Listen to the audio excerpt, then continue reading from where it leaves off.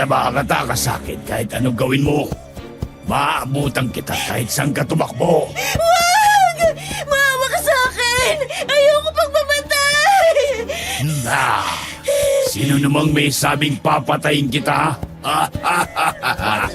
Sa akin! Halimaw ka! Doktora! Tulong! May halimaw sa likod ko! Hindi ka na makakatakas, Sally. Naririnig ko ang bawat hakbang mo. Ayoko pang mamatay! Layuan mo ako! Mas lalo akong ginaganahan kapag sumisigaw ka na. Diyos ko! May tao pa dyan! Tulong! Tulungan niyo ako! Naamoy ko na ang dugo mo. Kundi na lang. Malapit na! Wag! Pakiusap! Hindi ko na kaya! Ayoko na! Ayan na ako! Ay, Diyos ko! Sapat na yan para sa ngayon. Babalikan kita. Tulong! Sally! Diyos ko, may sugat ka. Ano nangyari? Saan ka nanggaling? Doktora, may halimaw. Tinagat ako. Huwag kang pipikit. Naririnig mo ako? Gagamutin kita. Halika na. Aswang Radio.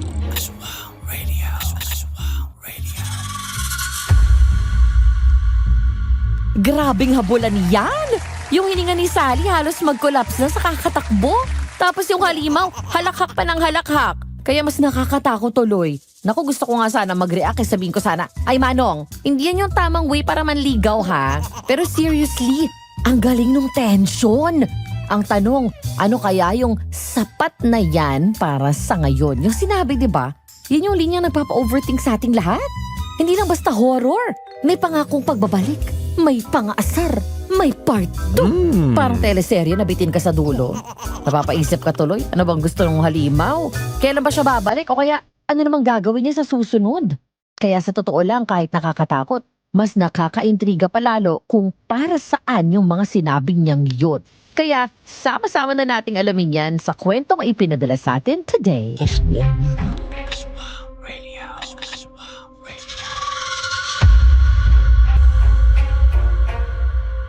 Hi DJ Yumi! Magandang araw po sa iyo at sa listeners natin dito. Ako po si Nika. Hindi ko tunay na pangalan. Lahat po ng pangalan ng taong mababanggit dito ay sinadya kong palitan para hindi malaman ang kanilang tunay na pagkakakilanlan. Ako po ay 46 years old na at nangyari po ito noong 2004. Ako po ay isang nurse noon sa clinic na pagmamay-ari ng isang mayamang doktora. Nobyo ko rin po ang panganay niyang anak na isa ring nurse katulad ko. Nagsimula po ang lahat ng karanasan namin nang magkaroon kami ng isang medical mission sa Capiz. Kasama ni Doktora palagi ang kanyang alalay na si Sally kahit saan kami magpunta. Nang inutusan niya itong kumuha ng panibagong set ng syringe sa aming sasakyan, nag-umpisa kaming kabahan. Nang ilang oras na ay hindi pa siya bumabalik. Nang subukan namin siyang hanapin, doon na kami nagulat nang malamang nakagat siya ng isang aswang. Ang akala namin, magiging ayos na siya nang gamutin siya ni Doktora. Doon pala magsisimula ang mas malagim naming karanasan sa mga nakatagong katotohanan na pilit ikinukubli sa pamamagitan ng pagiging palangiti at mabuti. Doon ko napagtanto, hindi lahat ng nasa harap mo ay totoo. Madali kang malinlang kung hindi ka marunong kumilatis ng mga tao sa paligid mo. Aswang Radio. Aswang Radio. Naku, tama ka, Janika. Dapat hindi talaga tayo agad-agad na nagtitiwala sa kahit na sino, di ba? Minsan nga kahit yung mga tao nga akala mong kilalang kilala mo na, may part pa rin talaga na hindi ka pa rin sure, di ba? Na parang hindi ka pa rin talaga sigurado sa kanila. Ang tanong, saan kaya iikot ang story ni Nika? Simulan na natin at subaybayan natin ito. Aswang Radio. Aswang Radio.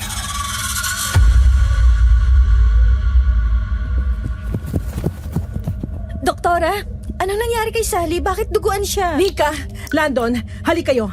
Tulungan niyo akong dalhin siya sa sasakyan. Kailangan natin maagapan agad ang sugat niya. Ang daming dugong lumalabas sa kanya. Saan galing ang sugat niya, Ma? Hindi ko alam. Nakita ko na lang siya nakahandose rito. Kinagat daw siya ng halimaw. Ano? Halimaw po?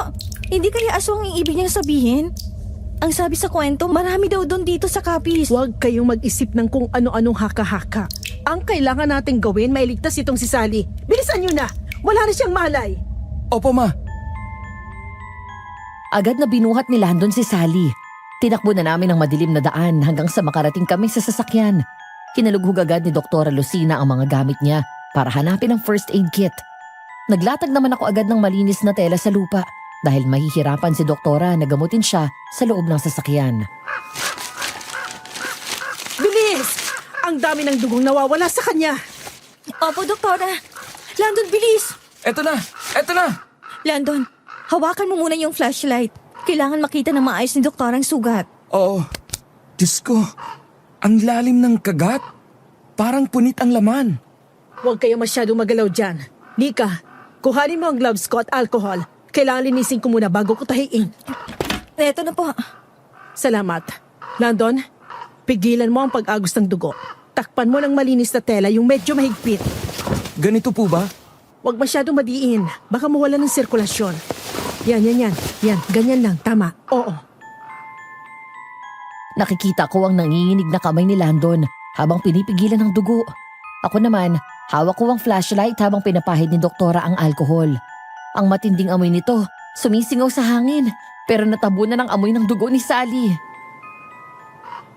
Doktora, makakaligtas po ba siya? Kung hindi siya mawawala ng maraming dugo, may pag-asa. Pero kailangan dalhin natin siya agad sa ospital pagkatapos kong maglagay ng temporary na tahi. Pero malayo pa ang bayan. Aabutin tayo ng ilang oras. Wala tayong choice. Kaya dapat hindi siya mawala ng malay. Nika, kausapin mo siya. Kahit mahina, dapat marinig niya tayo. Sally, naririnig mo ba ako? Nandito kami. Ligtas ka na. Huwag kang pipikit. Naririnig mo?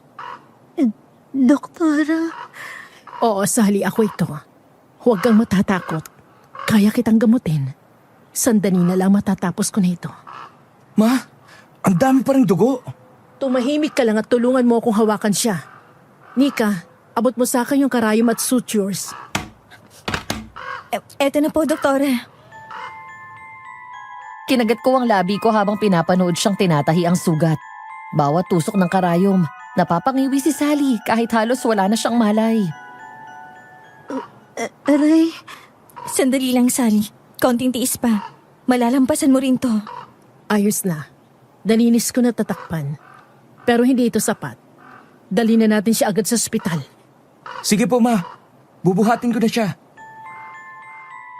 Binuhat ulit ni Landon si Sally at inilagay sa loob ng sasakyan. Ako naman ang umupo sa tabi niya. Hawak-hawak ang kamay niya habang nanginginig pa rin. Nagsimula kaming bumiyahe sa madilim na kalsada. Halos walang ilaw kundi headlights lang ng sasakyan. Doktora, hindi siya tumitigil sa panghinginig. Parang inaatake siya ng lagnat. Normal yan kapag nawala ng maraming dugo. Bantayan mo lang. Kapag huminto ang paghinga niya, sabihin mo agad sa akin. Ma, paano kung tama nga si Nika? Baka aswang ang umatake sa kanya. Huwag ka nga magpadala sa takot. Hindi natin alam kung ano yon. Ang mahalaga, buhay siya. Nilingon ko si Sally. Maputla na siya. Parang wala nang dugo sa katawan. Pinisil ko ang kamay niya. Sally, nandito ako. Hindi ka nag-iisa. Ilang oras kaming nagmaneho. Sa wakas nakarating kami sa isang maliit na ospital sa bayan. Agad siyang dinala sa ER. Halos 3 oras din kaming naghintay bago lumabas ang doktor. Si doktora ang kinausap nito. Nang matapos, tsaka lang kami nagtanong. Kumusta raw siya, Ma? Stable na siya. Pero kailangan pa rin siyang i-monitor. Malalim ang sugat pero wala namang natamaan na major artery. Sa ngayon ay makakapagpahinga na raw siya. Doon kami nagpalipas ng gabi. Hindi ako nakatulog. Hawak-hawak ko pa rin ang kamay ni Sally. Hanggang sa dumating ang oras na kumilos ang mga daliri niya. Doktora, gising na siya. Nika, Oo, ako to. Salamat sa Diyos at gising ka na. Huwag kang gagalaw. Nasa ospital ka. Safe ka na. Pwede mo bang ikwento kung anong nangyari sa'yo? Landon, mahina pa siya. Saka na lang kapag medyo nakabawi na siya ng lakas. doktora, ikikwento ko po nangyari. Huwag muna. Magpahinga ka. Kailangan malaman niyo. Sige. Pero dahan-dahanin mo lang. Galing ako sa sasakyan. Kukuha dapat ako ng syringe. Kasi naubusan tayo at saka inutusan niyo po ako. Tapos may narinig akong yabag sa likod. Akala ko tao. Pero paglingon ko, ay Diyos ko, nakakatakot pa ang itsura niya. Ano? Anong itsura niya, Sally? Malaki, matangkad. Ang mata niya kulay pula. At ang ngipin, mahaba. Parang vampirang ngipin sa haba at talas. Pero madilaw at mukhang bulok. Sinundan ako. Kahit anong takbo ko, naririnig niya at naaamoy niya ako. At hanggang sa kinagat ka niya? Opo, sa leeg. Ang sakit. Akala ko mamamatay na ako. Pero bago siya umalis, narinig ko siyang tumawa. Sabi niya, sapat na raw yun sa ngayon. Pero babalikan niya ako. Diyos ko, Ano bang ibig niyang sabihin na babalikan ka niya? Hindi ko alam. Pero sigurado ako, hindi pa siya tapos. Natatakot ako. Baka balikan niya nga ako. Tama na. Kailangan mo magpahinga. Hindi mo kakayanin kung ipipilit mo pa. Doktora, kung totoo ngang aswang yun, baka bumalik siya. Hindi lang para sa akin, kundi para sa ating lahat. Natahimik kaming lahat. Ang malamig na hangin mula sa aircon ng ospital ay hindi nakatulong para maibsan ang takot na bumabalot sa amin. Tama na. Huwag tayong basta maniniwala agad sa mga nakita mo sa kali. Malamang nadala lang ng takot at pagod ang lahat ng yun. Hindi po, doktora. Malinaw na malinaw. Makinig ka, Sally. Naiintindihan ko ang takot mo pero bilang doktor, kailangan kong ipaliwanag sa inyo na pwedeng hallucination ang naranasan mo. Dahil sa sobrang takot, kulang sa oxygen ang utak kaya nagkakaroon ng ganyang mga imahe. Kahit ordinaryong tao kapag natakot ng sobra, pwede siyang makakita ng hindi totoo. Pero doktora, yung sugat niya, ang lalim ng kagat. Hindi ba't parang hindi normal yun? May mga ligaw na aso dito. O baka naman hayop na malaki.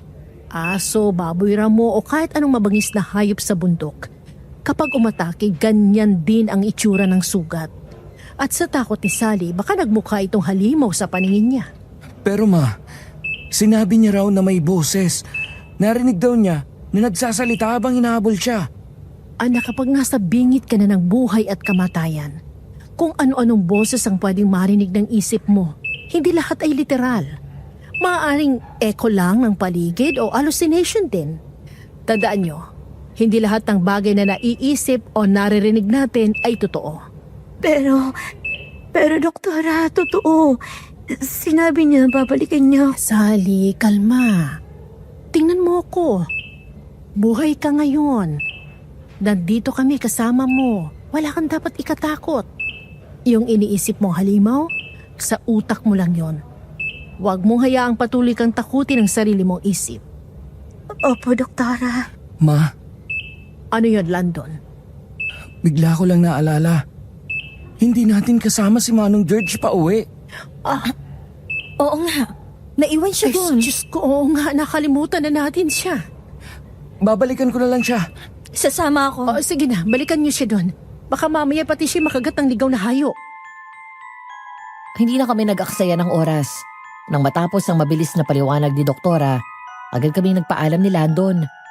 Naiwan si Doktora sa ospital kasama si Sally at kami naman ang bumalik para hanapin si Manong George. Landon, Hindi ko mapigilang kabahan. Paano kung totoo yung nakita ni Sally? Paano kung hindi lang siya basta guni-guni? Naiintindihan ko, mahal. Pero isipin mo, maaaring dala lang ng pagod at takot yun. Gaya ng sinabi ni Mama, kung halimaw nga ang nakita niya, bakit hindi siya pinatay, di ba? Pero narinig mo rin mismong sinabi ni Sally. Babalikan daw siya. Hindi ba parang pananakot yon? Oo, pero baka yun ang paraan ng utak niya para i-explain ang trauma. Tandaan mo, halos mamatay siya sa dami ng dugo na nawala. Natural lang kung makakita siya ng kung ano-ano.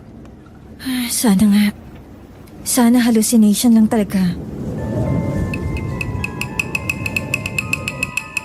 Tahimik ang paligid habang papalapit kami sa baryo. Ang dating masayang lugar na pinuntahan namin para sa medical mission, ngayon ay parang nagmistulang liblib at nakakatakot dahil sa naranasan ni Sally. Ang mga bahay na gawa sa kubo, madilim at wala man lang kahit anong liwanag. Tara na, hanggang dito lang tayo. Kailangan nating maglakad. Kumapit ka lang sa akin, ha? Bumaba kami ng sasakyan. Papasok kami sa isang masikip na daan at hindi makakapasok ang sasakyan namin. Naglakad kami papunta sa baryo kung saan huli naming nakasama si Manong George. Ang daan, puno ng tuyong dahon at sa bawat tipak namin, para bang may kasabay kaming naglalakad na hindi nakikita. Sobrang tindi ng kapit ko kay Landon sa sobrang takot. Landon, natatakot ako. Baka makasalubong natin yung umatake kay Sally. Baka tayo naman ang kagatin noon. Huwag kang matakot. Hahanapin lang natin si Manong George. Tapos aalis din tayo agad. Alam mo, Landon, kinikilabutan talaga ako kapag naiisip ko kung paano siya inabol. Hindi ko matanggal sa isip ko yung sinabi ni Sally na parang naamoy daw siya ng halimaw. Paano kung totoo yun? Paano kung naaamoy niya rin tayo? Nika, makinig ka. Ang takot, minsan mas malakas pa kaysa sa tunay na panganib. Kung hahayaan mong lamunin ka nito, mas lalo kang nagiging biktima. Pero, paano kung may mga nilalang talaga dito na bigla-bigla na lang umaatake? Kung totoo man, hindi ko hahayaang mangyari sa iyo ang nangyari kay Sally. Kahit anong klaseng nilalang pa yan, hindi ka niya madadampian hanggat kasama mo ko. Natigilan ako. Sa tono ng boses ni Landon, ramdam ko ang bigat ng kanyang pangako. Sa kabila ng dilim, kaba at posibilidad ng panganib, nakaramdam ako ng kakaibang kapanatagan. Aswang Radio.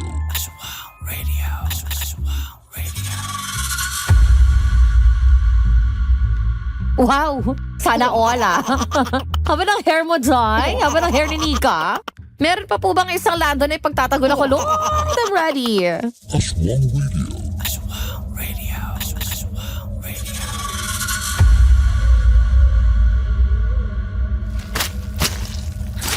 Landon, narinig mo yon? Oo, dahan-dahan ka lang. Napatigil kami pareho.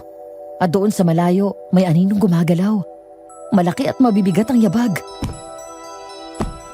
Ay, Diyos ko! Baka siya na yan! Huwag kang gagalaw. Dito ka lang sa tabi ko. Pero bago pa man kami lamunin ng takot, may tinig na sumigaw mula sa dilim. Nika! Landon! Ay, Diyos ko! Si Manong George! Mula sa kadiliman, lumitaw si Manong George. Pawis na pawis, gusgusin at hingal na hingal. Kita ko ang takot sa mga mata niya. Parang ilang oras na siyang tumatakbo. Akala ko, wala na kayo. Iniwan niyo na ako. Manong, pasensya na. Nataranta kami kagabi. Dinala namin agad si Sally sa ospital. Nawala ka sa isip namin. Naiwan ka pala rito. Kaya ka namin binalikan. Salamat. Salamat at bumalik kayo. Akala ko mauubos ng lakas ko sa kakatakbo. Hindi ako makapagpahinga. Pakiramdam ko may humahabol sa akin buong gabi. May nakita ka bang kakaiba rito, Manong? Wala akong malinaw na nakita. Pero may narinig akong halakak. Wala sa kung saan. Parang nakamasid lang sa akin. Napatitig ako kay Landon. Pareho kaming walang masabi. Kung ano man ang narinig ni Sally noon at kung ano man ang bumulaga kay Manong George, malinaw na hindi lang yun imahinasyon o hallucination. Ngunit kahit nakakapangilabot ang lahat, kumapit ako sa mga salitang binitawan ni Landon. Saglit pa lang kaming nakakahinga ng maayos, narinig na naman namin ang mabibigat na yabag na parang may papalapit. Landon, naririnig mo ba yun? Oh, hindi lang tayo ang nandito. Huwag kayong lilingon. Parang sinusundan tayo mula kanina pa. Nanginginig ang mga tuhod ko habang tinatapakan namin ang mga tuyong dahon. Ang bawat yapak ay parang kasabay ng mabigat na hakbang mula sa dilim. Landon, baka siya na yun. Dumikit ka lang sa akin. Huwag kang lalayo. Diyos ko, ano yun? Aswang. Hindi ako nagkakamali. Ganyan ang mga aswang. At doon ko siya nakita. Mula sa pagitan ng mga kawayan, dahan-dahang lumitaw ang nilalang. Naamoy ko kayong lahat. Sariwa ang dugo. Diyos ko! Ang itsura niya, hindi ko malilimutan. Ang mga mata niyang kulay pula, umiilaw sa dilim na parang baga. Ang balat niya'y parang sunog na bitak-bitak. Nangingitim at naglalagas. Mahabang kuko na tila kalawit. Kumikislap habang sinasalubong ng liwanag ng buwan. Ang mga ngipin niyang sobrang haba, naninilaw at may namumuong dugo sa gilid. At ang dila, mahaba at maitim. Lumalawit habang tumutulo ang laway na parang asido. Hindi nyo na matatakasan ang gutom ng gabi. Landon, ano gagawin natin? Humanda ka. Hindi tayo basta-basta papatayin yan. Kailangan nating makalayo. Tumakbo tayo. Hindi natin yan kaya. Tumakbo kayo. Mas masarap habulin ang mga nanginginig sa takot. Tumalon siya mula sa kawayan. Mabilis at mabigat ang bagsak. Napaatras kami ni Landon. Hawak ko ang braso niya habang si Manong George ay halos madapa sa kaba. Landon! Kumapit ka! Hinila niya ako palayo habang nagsimulang habulin kami ng halimaw. Ang mga yabag nito ay parang bato na dumadagundong sa lupa. Wala kayong pupuntahan. Dito! Dumaan tayo sa kabilang bakod. Hindi ko na kaya! Kaya mo yan, Nika! Bilisan mo! Ramdam kong halos mabali ang dibdib ko sa lakas ng kabog. Naririnig ko ang hininga ng aswang. Malalim, parang humihigop ng hangin para maamoy kami. Naaamoy ko ang takot nyo. Nakakagutom. Landon, baka abutan na tayo! Hindi siya makakakuha ng kahit isa sa atin. Nilingon ko kahit ayoko. At doon ko siya nakita. Lumundag siya. Nakabitin sa sanga ng punong malapit sa amin at biglang bumagsak sa harap namin. Ayoko na! Tabak! Kailangan natin ng tabak! Wala tayo nun. Anong gagawin natin kung wala tayong panlaban? Dahan-dahan siyang lumapit. Ang mga kuko niya ay sinasayad niya sa lupa. Nagiiwan ng bakas. Landon! Nika, sa signal ko, tatakbo tayo pa kaliwa. Manong George, ikaw sa kanan. Lituhin natin siya. Kung mabibigo tayo, tapos na tayo dito. Wala tayong choice. Ngayon na!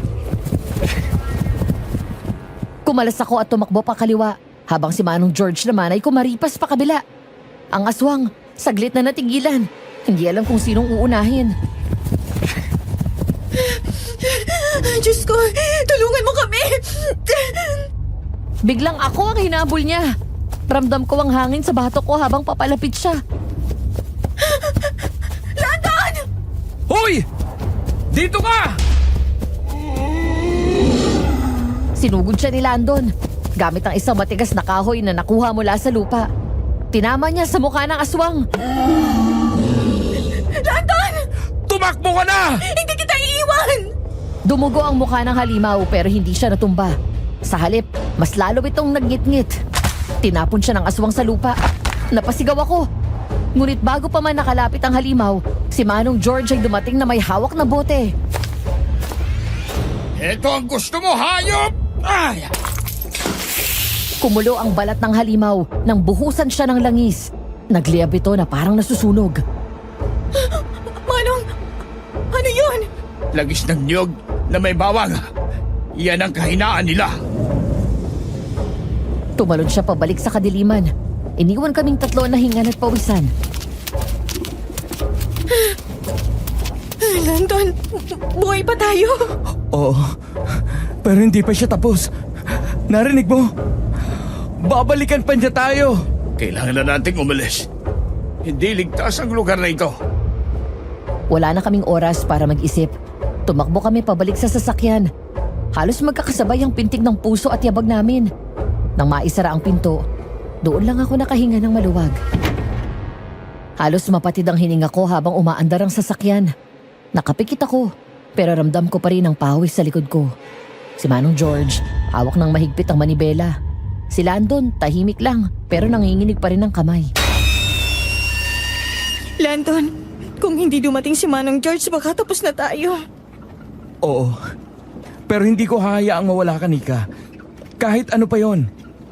Kahit isakripisyo ko ang sarili kong buhay. Huwag kang pakasiguro. Hindi siya natalo. Naghahanap lang ng tamang oras para bumalik. Diyos ko, paano kung sundan tayo? Hindi niya kaya ngayon. Nasaktan siya. Hindi sila sumusuko. Mas lalo siyang maghahanap kapag may dugo na siyang natikman.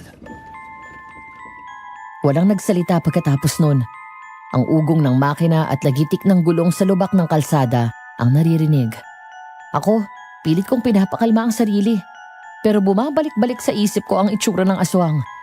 Yung mga matang pula at yung halakhak na parang boses ng bangungot. Sana lang ligtas sina Doktora at Sally. Oo, sana nga. Pagdating sa ospital, agad kaming bumaba. Ramdam ko ang pangihina ng katawan ko, pero pinilit kong sumabay. Pagpasok namin, nakita ko agad si Dr. Lucina na nakaupo sa tabi ng higaan ni Sally. Nika, Landon, Manong George, ano bang nangyari sa inyo't ang tagal nyo? Para kayo mga hinabol ng demonyo. Ma, may nakita kami. Totoo ang sinabi ni Sally. Hindi siya guni-guni. May aswang. Sinubukan din kaming patayin. Alas, mahuli na kami. Kung wala akong baong lagis, baka hindi na kami nakaalis. Tama na. Huwag niyong hayaang lamunin kayo ng imahinasyon. Imahinasyon bang tawag mo ron, Doktora? Nakita namin mismo. Narinig namin. Naramdaman namin ang hininga niya sa batok namin. Totoong sinabi ni Nika. Ma, hindi kami nag-iimbento. Ha, mga anak, pagod lang kayo. Takot at puyat. Ganyan talaga kapag stress ang utak. Bago pa ako makasagot, napansin kong gumalaw si Sally. Dahan-dahan siyang bumangon. Pawis na pawis at nanginginig. Narinig ko siya. Sally, anong narinig mo? Narinig ko nga lakak niya. Nandito siya. Hindi siya titigil. Sinabi niya babalikan niya ako. Napaatras ako sa kinatatayuan ko. Ang mga mata ni Sally, nanlilisik. Parang may halong galit at matinding takot. Nika, tingnan mo mga mata niya. Diyos ko. Lalapit siya! Lalapit siya! Huwag niyo akong iiwan! Huwag! Nagwala siya. Inahampas niya ang mga kamay niya sa kama. Inuhugot ang mga aparatong nakakabit sa braso niya. Sally! Sally, kalma. Nandito kami. Kalma lang. Hindi niya siya mapipigilan! Nasa paligid lang siya! Naaamoy ko siya! Naaamoy ko siya! Nagtinginan kaming tatlo. Si Doktora agad kinuha ang isang hiringgilya mula sa tray. Wala na tayong choice, kakailanganin ko siyang patulugin. Doktora, baka naman kaya pa natin Hindi mo kausap. ba nakikita? Wala na siya sa wisyo. Kapag hindi siya kumalma, mas lalo siyang manghihina. Sige na, Ma. Baka kailangan niya pa ng pahinga. Ano bang nangyayari kay Sally? At nagkakaganyan siya? Huwag niyo akong ininigit sa kanya! Ayoko! Ayoko! Hinawakan ni Landon ang balikat ni Sally habang si Manong George na may pinigilan ng mga kamay niya. Ako, hawak ko ang ulo niya para hindi siya makapiglas. Sally, sandali lang. Makakatulog ka lang. Ligtas ka rito. Hindi niyo ako naiintindihan. Nandito lang siya. Naririnig ko siya. Naririnig ko siya. Pinasok ni Doktora ang karayom sa braso niya. Unti-unting humina ang sigaw niya hanggang sa maging higbi tapos tuluyang tumahimik. Ay, salamat. Kung ganito na siya, ibig sabihin, mas malakas ang kapit ng halimaw. Doktora, huwag mo nang sabihing imahinasyon lang to. Hindi mo na ito matatanggihan. Kita mo naman ang nangyayari kay Sally, di ba? Ang trabaho ko ay iligtas ang buhay ng pasyente ko. Hindi ako manghuhula. Ang kaya ko lang gawin, patulugin siya para makapagpahinga. Pero ma, hindi sapat yun. Kailangan natin ng ibang paraan. Ang kailangan natin ay albularyo, hindi doktor. Natigilan kami sa sinabi ni Manong George. Ramdam ko ang bigat ng bawat salita niya. At kahit anong tanggi ng isip ko, alam kong totoo. Kung babalikan tayo ng aswang, hindi sapat ang gamot. Kailangan natin ng panlaban. Tahimik si Doktora. Pero sa mata niya, nakita ko ang pag-aalinlangan. Alam niyang hindi lang basta trauma o imahinasyon ang lahat ng ito. Sa labas, may biglang kaluskos. Tumigil kaming lahat. Nakikinig. Wala namang pumasok. Pero sa loob ko, alam kong hindi pa tapos ang bangungot. Ilang araw din kaming nanatili sa ospital. Si Sally, unti-unti ring bumalik ang lakas niya matapos ang mahahabang oras ng tulog. Walang naganap na panibagong pagwawala. Pero ramdam ko sa bawat galaw niya ang takot na pilit niyang itinatago. Sally, kumusta ang pakiramdam mo? Medyo mabigat pa rin ang katawan ko. Pero salamat, Nika. Kung hindi dahil sa inyo, baka wala na ako. Huwag kang mag-isip ng ganyan. Ang mahalaga buhay ka. At kailangan mong magpahinga pa ng ilang araw bago ka tuluyang gumaling. Hindi ako basta-basta papayag na magtrabaho ka na hindi pa sigurado kung ayos ng lagay mo. Opo, Doktora. Makalipas ang 2 araw, dumating na rin ang oras ng kanyang discharge. Tahimik lang siya habang nilalagyan ng bandage ang sugat niya. Eto, Sally. Pain reliever at vitamins, uminom ka ng tama. At iwasan mo muna ang mabibigat na gawain sa bahay. Salamat po. Paglabas namin ng ospital, parang bumalik na rin sa normal ang paligid. Ang init ng araw, ang huni ng mga ibon, at ang tunog ng sasakyan sa highway.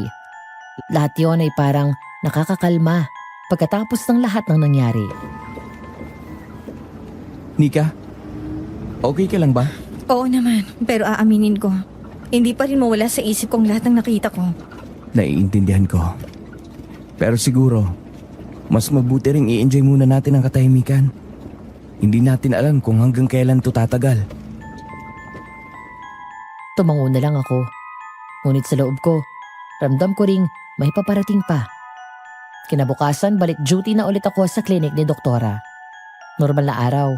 Mga pasyente, reseta, check-up. Para bang walang nangyari. Nika, pakisama sa records tong bagong pasyente. Opo, Doktora. Ngunit habang abala ako, meron akong kakaibang nararamdaman. Para bang biglang sumama ang tiyan ko. Nahilo ako ng saglit. Napahawak ako sa mesa para hindi matumba. Nika, okay ka lang ba? Medyo nahilo lang ako. Baka puyat lang. Pahinga ka muna sandali. Hindi pwedeng isinasantabi mo lang ang nararamdaman mo. Umupo ako. Habang pinapainom ako ng tubig ni Landon, nag-isip ako kung bakit bigla akong nangihina. Ilang araw na rin kasi akong hindi maayos kumain.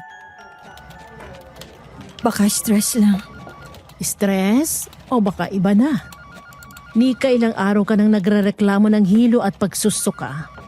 Kanina nakakita ko rin, namumutla ka. Ma, ano sa tingin mo? Alam mo dapat kung ano ang una suspetsahin sa ganyang sintomas. Ano po? Buntis, Nika? Natigilan ako. Para bang biglang uminit ang tenga ko at bumilis ang tibok ng puso ko. Buntis? Ako? Doktora, baka naman puyat lang talaga. Hindi ko sinasabing sigurado pero kailangan mong i-confirm. Magpiti ka. Mahal, baka nga. Hindi ko alam. Hindi ko pa naiisip yan. Wala namang mawawala kung susubukan mo, hindi ba? Nang gabing yon, hindi ako mapakali. Nasa kwarto lang ako. Nakahiga pero gising pa rin. Si Lando na nakitulog sa bahay at gusto ring malaman ang resulta, tahimik lang sa tabi ko, hawak ang kamay ko. Nika, hindi mo kailangang matakot. Kung totoo man, kakayanin natin. Pero paano kung hindi ko pa kaya? Hindi pa nga tayo nakakaahon sa problema. Hindi ka mag-isa. Huwag mong isipin na pababayaan kita. Tumulo ang luha ko.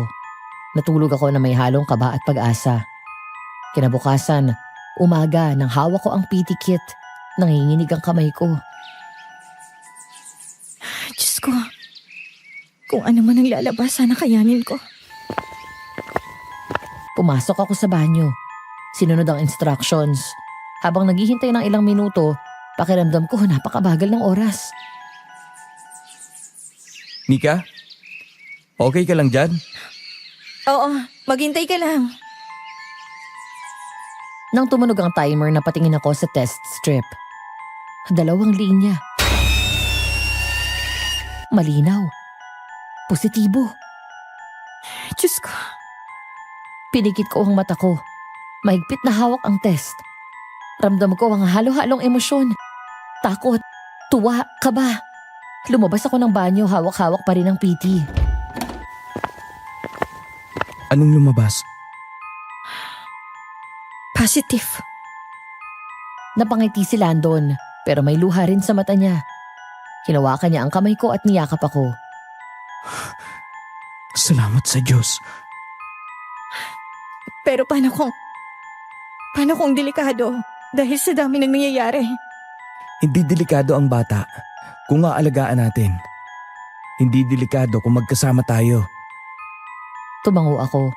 Sa unang pagkakataon matapos ang lahat ng gulo, may liwanag akong naramdaman. Oo, may halimaw pa rin nagbabantang bumalik. Pero nang may bagong buhay sa sinapupunan ko, mas malakas akong lumaban. Kinabukasan, hindi ko na kayang itago.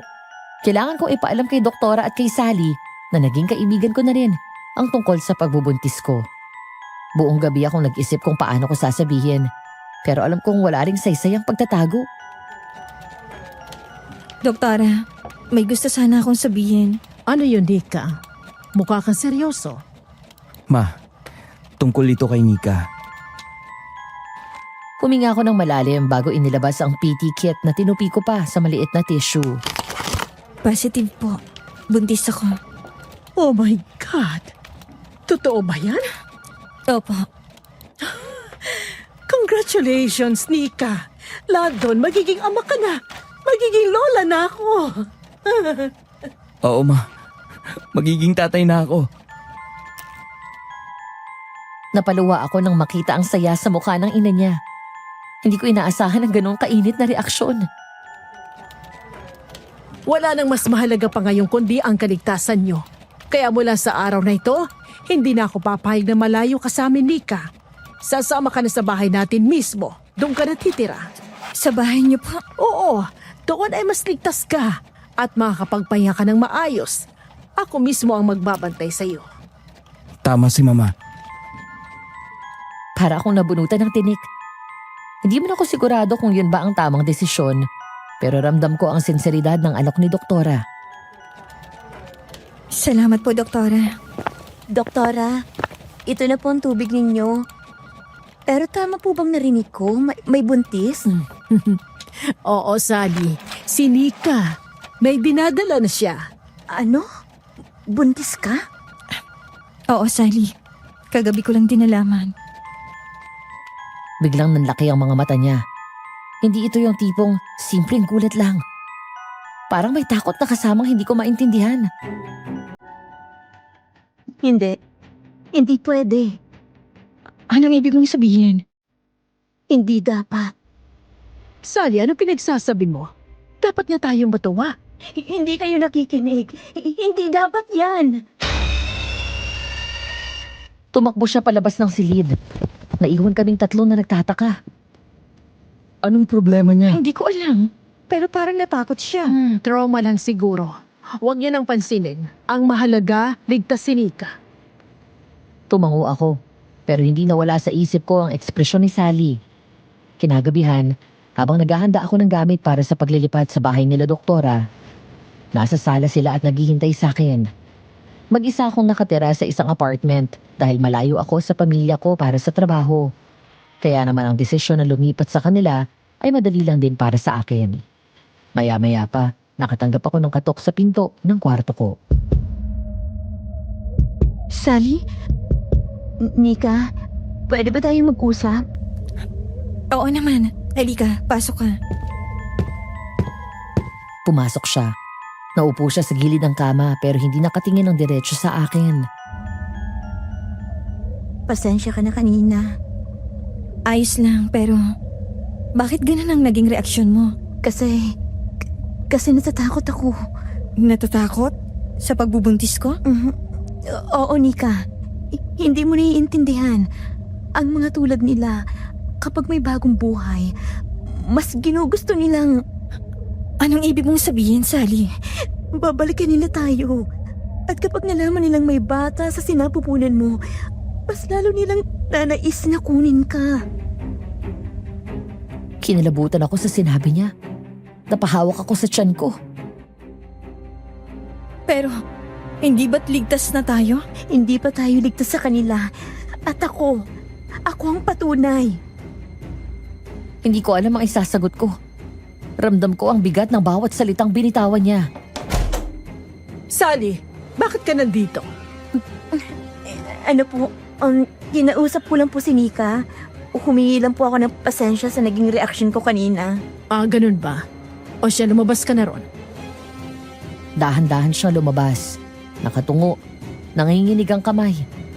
Naiwan akong tulala habang nakatingin sa likod niya. Doktora, parang may sinasabi siya tungkol sa... Huwag kang makikinig sa kanya. Mahina ang isip niya dahil sa nangyari. Ang kailangan mo lang gawin ngayon, magpahinga at alagaan ang sarili mo. Opo. Pero kahit anong paliwanag ni doktora, hindi ko maalis sa isip ko ang sinabi ni Sally. Ang takot sa mga mata niya ay totoo. At hindi yun basta trauma lang. Ilang araw matapos malaman ng tungkol sa pagbubuntis ko, tuluyan na akong lumipat sa bahay ni Doktora Lucina. Malaki at maganda ang bahay nila. Malinis, maluwag, at puno ng mga mamahaling gamit. Pero sa kabila ng ganda, hindi mawala ang kaba ko. Nika, simula ngayon dito ka natitira. Hindi ka na mahihirapan sa biyahe at mas mababantayan ko ang lagay mo. Maraming salamat po, Doktora. Sa kwarto sa itas ka, katabi ng akin. Para kapag kailangan mo ko, madali lang kitang mapupuntahan. Tumango ako pero habang umaakyat, ramdam ko ang malamig na hangin mula sa hagdan. Para bang may matang nakamasid sa bawat galaw ko. Kumusta ka, Nika? Sally, nandito ka pala. Oo. Di ko maipaliwanag, pero may kakaiba sa boses niya. Hindi siya tulad ng dati. Parang malamig at may bigat. Mabuti naman at kasama pa rin kita. At least may makakausap ako. Oo. Makakasama mo ko. Lagi. Babantayan din kita. Hindi lang si Doktora. Kinagabihan sabay-sabay kaming kumain. Ako, si Landon, si Doktora at si Sally. Habang kumakain, napansin ko si Sally. Hindi siya kumikibo. Nakaupo lang, nakatitig sa pagkain pero halos hindi sumusubo. Sally, bakit hindi ka kumakain? Wala po akong gana. Pero kailangan mong kumain para lumakas ka. Hindi ako nagugutom. Kinilabutan ako. Ang titig niya parang matalim. Hindi ko alam kung ako lang ba ang nakaramdam, pero parang may bigat sa bawat tingin niya. Okay ka lang ba? Oo naman po, Sir Landon. Pagod lang siguro. Pagkatapos ng hapunan, ako ang nagligpit ng mga pinggan. Habang nasa kusina ako, napansin kong naroon si Sally. Nakatayo sa pintuan. Nakamasid lang. Sally, may gusto ka bang sabihin? Hindi. Gusto ko lang makita kung paano ka magtrabaho. Napahinto ako. May kakaiba sa tono niya. Para may ibig ipahiwatig na hindi ko maintindihan. Ganito lang naman. Naguhugas lang naman ako ng pinggan. Walang bago. May nagbago. Malaki.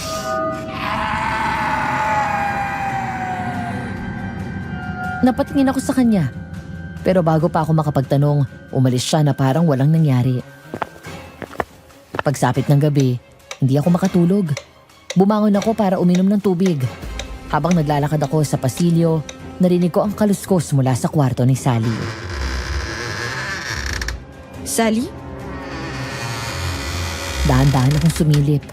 Nakita ko siyang nakatalikod. Nakatayo lang sa harap ng bintana. Wala siyang ginagawa. Nakatitig lang sa labas. Sally? Gising ka pa? Hindi ako makatulog. Bakit? Ang dilim. Ang tahimik. Pero naririnig ko sila. Sino? Sila.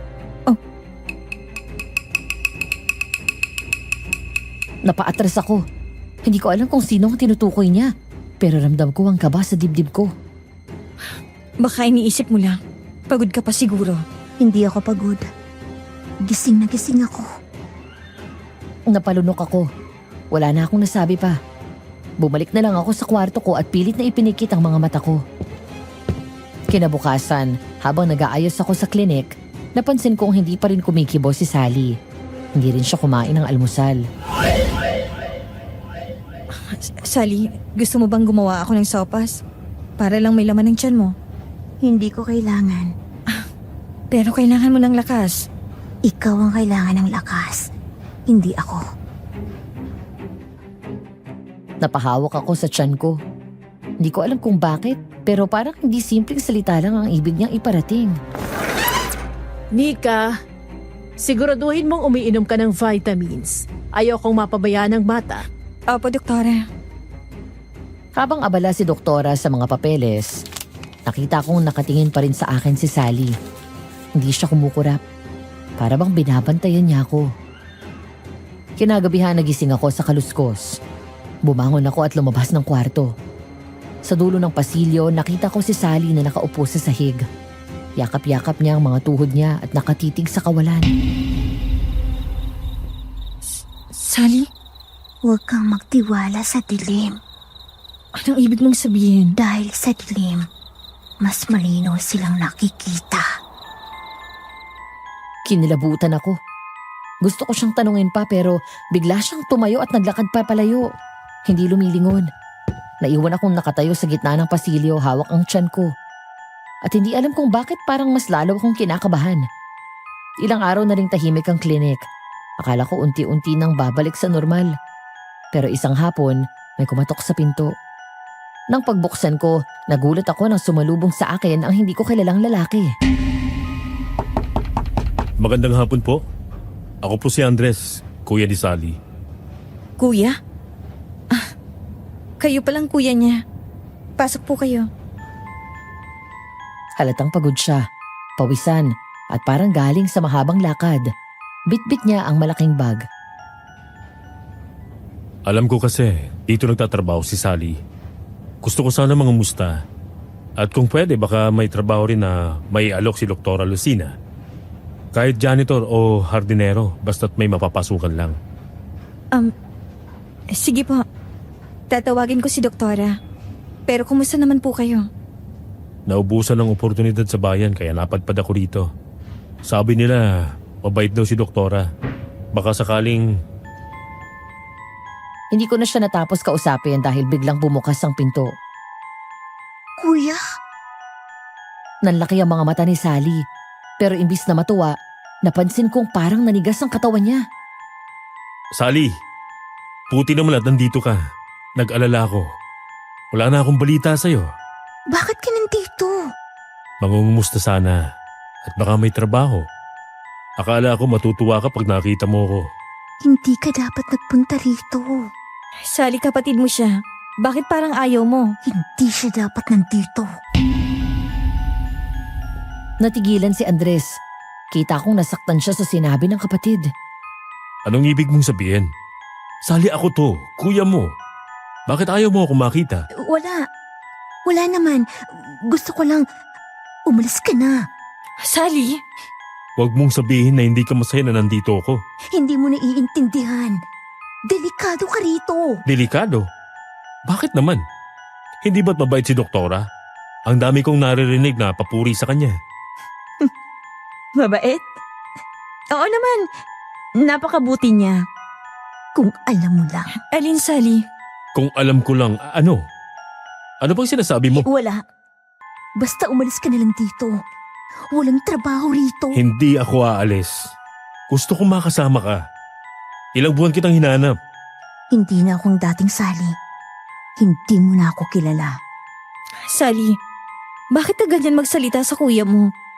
Siya nga mismo nagbunta rito para sa'yo. Biglang bumukas ang pinto ng klinik. Anong ingay ito? Doktora, dumating po si Andres, kuya ni Sally, naghahanap ng trabaho. Ah, Andres! Halika, pasok ka. Mabutit dumating ka. Laging bukas ang kliniko sa mga taong gustong magtrabaho. Maraming salamat po, Doktora. Kahit ano pong trabaho, tatanggapin ko. Maganda yan. May bakanting pwesto para tumulong sa hardin. Mahilig ka ba sa halaman?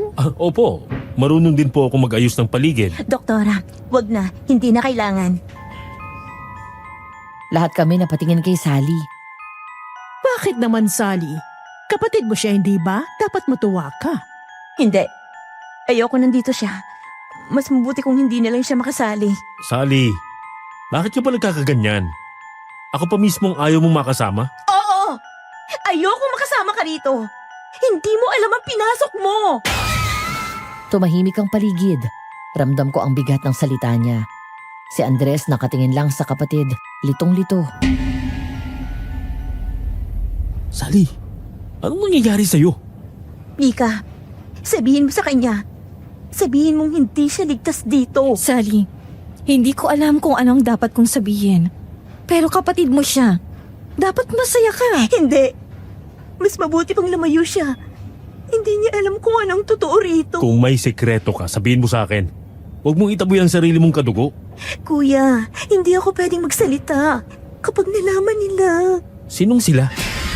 Hindi siya sumagot. Tumakbo siya papalabas ng silid at naiwan kaming tatlo. Pasensya ka na, Andres. Marami pang pinagdadaanan ng kapatid mo. Trauma siguro. Hayaan mo muna siya. Di ko siya maintindihan. Noon masayahin siya. Ngayon parang ibang tao na. Napansin ko rin. Simula na nangyari yung insidente, iba ng kilos niya. Anong insidente?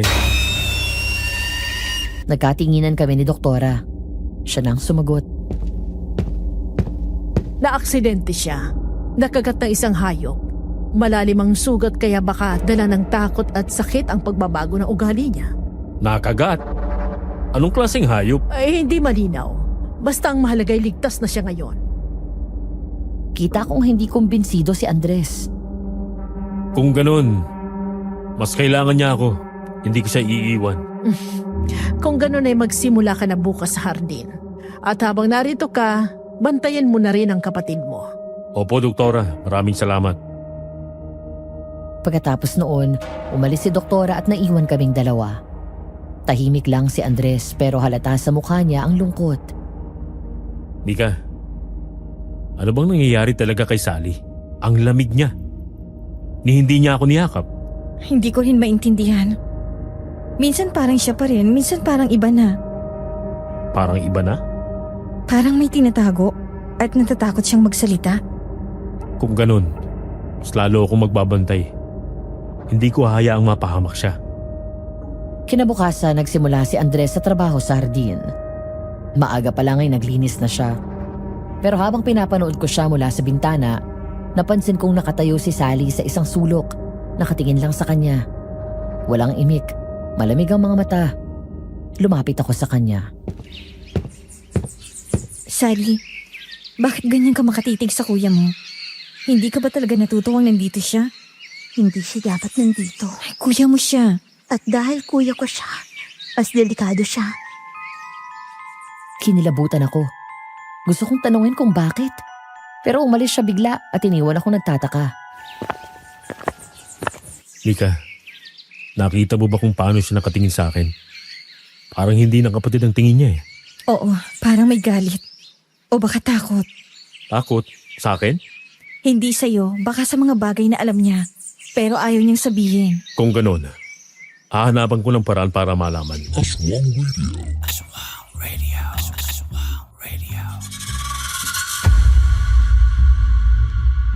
Naku, ano kaya ang nangyari kay Sally? May something talaga na hindi niya kayang sabihin ng diretso eh. Pero ano kaya yun? Ako din nawiwindang na rin talaga sa mga happening. Aswang Radio.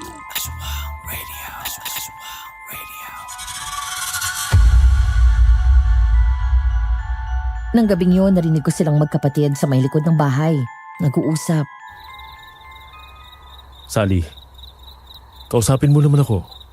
Sabihin mo kung anong problema. Hindi mo ko maiintindihan. Subukan mo. Wala akong ibang hangarin kundi ang tulungan ka. Hindi mo kaya. Wala kang laban sa kanila. Kaya umalis ka na lang bago pa mahuli ang lahat. Sino pa sila? Ano bang tinatago mo? Hindi ko pwedeng sabihin. Pero tandaan mo, kapag hindi ka umalis, pati ikaw, Pati ako ano? mawawala. Sa dilim ng gabi, kitang-kita ko ang pagninig ng katawan ni Sally habang sinasabi niya yun. At si Andres, nakatulala lang. Hindi makapaniwala sa naririnig niya. Lumipas ang mga araw na wala namang kakaibang nangyayari, maliban sa pagiging weird ni Sally. Isang gabi, pagkatapos namin kumain, masakit ang tiyan ko kaya pinilit ni Landon na doon ako matulog sa kwarto niya para mabantayan niya ako. Nakahiga ako, hawak ang tiyan ko, habang nakaupo siya sa gilid ng kama. Mahal, okay ka lang ba? Kanina ka pa nagre-reklamo ng pananakit. Baka stress lang. O baka dahil buntis na nga ako. Hindi pa sanay ang katawan ko. Kung kailangan, dalhin kita sa ospital bukas. Hindi na. Kailangan ko lang siguro ng pahinga. Hinaplos niya ang buhok ko. Sinusubukang pakalmahin ako. Tahimik ang buong bahay, maliban sa huni ng kuliglig. Walang ibang ingay. Pero pagsapit ang 12:00, mahimbing na ang tulog namin nang may marinig kaming kakaiba. Narinig mo yun? Oo. Sino naman ang kakatok ng ganitong oras? At sa bintana pa? Lumapit siya sa bintana, dahan-dahan. Ako naman kinabahan agad. Ramdam kong may malamig na presensya. Landon, huwag mong buksan. Baka tao lang. Baka may nangangailangan ng tulong. Nika, nandito ako. Diyos ko, narinig mo ba yun? Oo. Hindi taong boses na yun. Gusto kong bata sa tiyan mo. Sariwa, masarap. Landon, anak natin ang gusto niya. Huwag kang matakot. Hindi siya makakapasok. Ramdam ko ang lakas ng kabog ng dibdib ko. Parang sasabog. Ang mga kuko niya, kinakalmot ang salamin ng bintana. Tila ba gustong pasukin ang loob? Bubuksan mo o papasok ako kahit ayaw mo. Landon, anong gagawin natin? Kailangan natin ng tulong. nangyayari dito? Doktora, may halimaw sa labas ng bintana. Aswang! Inaaswang ako! Lucina, hindi mo ko mapipigilan. Gusto ko ang bata. Diyos ko, totoo nga. Namutla siya. Nanginginig ang mga kamay. Ma! Nakita mo na? Hindi lang guni-guni ni Sally. Akala ko tropa lang. Hindi ako naniwala. Diyos ko, totoo pala. Ibibigay niyo sa akin ang bata o kukunin ko kayo. Landon, malapit na siyang makapasok. Tika! Landon! Dok! Doktora! Anong nangyayari? Mabilis silang dumating. Si Manong George may hawak na bote ng langis. Si Andres may dalang kahoy. Hahadlangan niyo ako sa gusto ko. Lumayo kayo sa bintana! Delikado! Umatras kayo! Alam ko na ang kahinaan nila! Hindi niyo ako matatalo. Umatras ang nilalang mula sa bintana. Tumalon palayo. Naglaho sa dilim. Naiwan kaming lahat. Hingal at pawisan. Diyos ko, hindi pala sila katangisip. Totoo silang lahat. Ma, kailangan nating tanggapin. Hindi na lang to basta kwento. Anak ko ang gusto niya. Kailangan natin siyang protektahan. Hindi titigil ang aswang. Lalo na't may bagong buhay sa sinapupunan mo. Maganda tayo. Dahil babalik siya. At doon ramdam ko na nagsisimula pa lang ang tunay na bangungot. Pagkatapos ng gabi yun, walang nakatulog ng mahimbing. Ako halos hindi na pumikit. Ang huni ng kuliglig at lagitik ng bubong. Pakiramdam ko, boses ng halimaw. Umaga na nang tawagin kami ni Doktora sa sala. Nakaupo siya sa harap. Hawak ang baso ng tubig. Nanginginig pa rin ang mga daliri. Hindi na tayo ligtas dito. Kahit lagyan natin ng bawang ang bawat sulok, babalik at babalik siya. Ma, ano plano mo? Lumayo tayo. Sa probinsya ko. Doon ko rin nakilala tong si George. Alam ng mga tao ron ang laban sa ganitong nilalang. Tama si Doktora. Mas handa ang mga taga roon. Dito, tayo lang ang nakakala. Doktora, sigurado ka ba?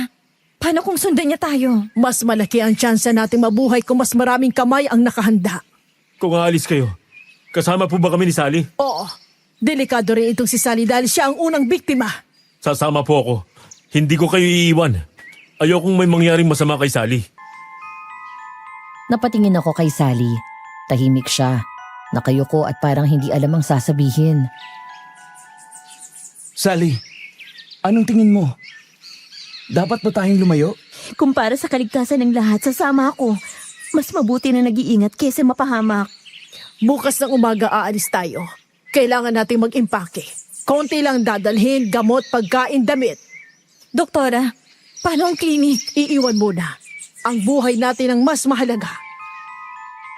Napatingin si Doktora sa akin, saka ngumiti ng pilit.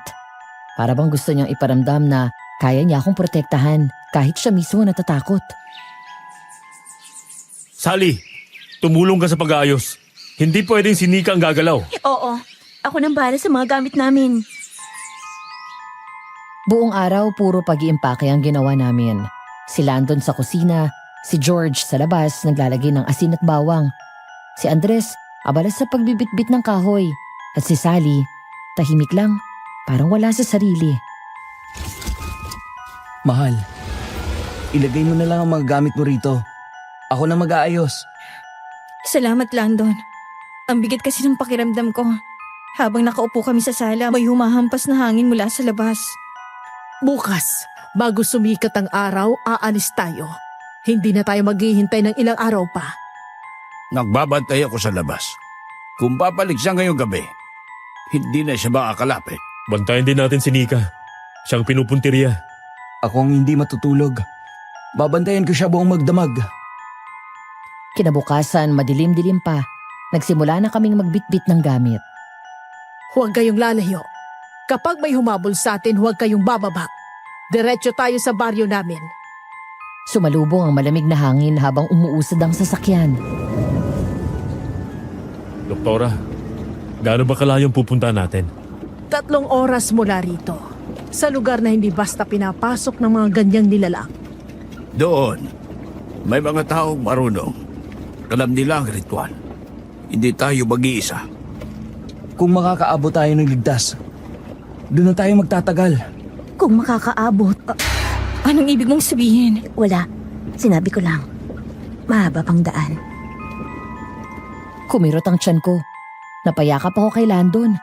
Hinilikan niya ang noo ko. Malapit na. Konting tiis na lang. Nararamdaman ko siya. Ang bata. Para bang natatakot din siya. Kaya kailangan nating lumayo. Doon may magtatanggol sa inyo. Ano yun? Saka lang, huwag kayong matakot. Pero ramdam ko, hindi lang sanga ang nasa paligid. May nakamasid pa rin. Mahal, matulog ka muna. Hindi ko kayang pumikit. Baka bigla siyang sumulpot. Mas mabuti kung hindi ka titingin. Mas lalo ka lang niyang gugustuhin. Sally, tama na mga biro. Hindi itong panahon para dyan. Hindi ako nagbibiro. Basta't makaalis tayo rito, may pag-asa pa. Oo, doon, mas matibay ang depensa. Hindi niya tayo basta-basta mahabol. Sana nga. Habang lumalayo kami sa bahay, ramdam ko ang bigat ng pasya. Ang bawat kilometro, parang lumalayo kami sa dati naming buhay, papunta sa laban na mas mabangis. 4 na oras ang biyahe, pero parang isang araw ang bigat. Sa bawat liko ng kalsada, pakiramdam ko may matang nakasunod. Nang sa wakas ay huminto ang sasakyan sa gilid ng baryo, bumungad sa amin ang maliliit na bahay, mga puno ng nyog at amoy ng lupa na bagong dilig. Nandito na tayo. Ligtas tayo rito. Huwag kang mag-alala, Dok. Inaalagaan ni Luz ang bahay mo rito. Napatingin ako sa buong bahay. Hindi sinlaki ng iniwan naming bahay, pero maganda at maayos din. Bumukas ang pinto at lumabas ang isang babae. Medyo matangkad, payat ngunit matatagang tindig. Ngumiti siya ng malapad. Aba, dumating din kayo, George, Doktora. Manang Luz, salamat at nandito ka. Pasensya na kung biglaan. Wala yun. Ang mahalaga ay ligtas kayo. Nilapitan niya ako. Tinitigan mula ulo hanggang paa. Huminto ang mga mata niya sa tiyan ko. Umiti siya ulit, pero may kakaiba. Ikaw si Nika? Opo, ako pa. May dinadala ka pala. Malakas ang kutob ko. Lalaki yan. Napatitig ako kay Landon. Hindi ko alam kung matutuwa ba ako o matatakot. Hindi pa namin alam, Manang. Pero sana ligtas ang baby. Ligtas. Oo. Basta't marunong mag-ingat. Alaga, pumasok na tayo sa loob. Pasensya na.